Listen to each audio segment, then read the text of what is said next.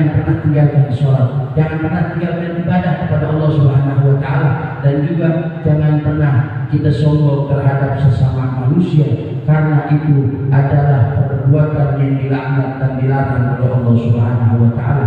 Sebagaimana ada satu makhluk Allah Subhanahu wa Ta'ala yang tidak menerapkan daripada konsep dunia hasanah wal akhirah hasanah, yaitu iblis. Kenapa? Karena punya kesombongan di dalam hatinya, dilaknat oleh Allah Subhanahu wa Ta'ala sampai seterusnya dia kekal abadi di dalam neraka. Masyaallah hadirin sidang Jumat yang dimuliakan Allah Subhanahu wa Ta'ala, kita konsep dunia hasanah wabil akhirah hasanah dengan kita meningkatkan takwa kepada Allah Subhanahu wa Ta'ala dengan sebenar-benarnya takwa, menjalankan segala perintah Allah, menjauhkan segala larangan-larangan Allah Subhanahu wa Ta'ala.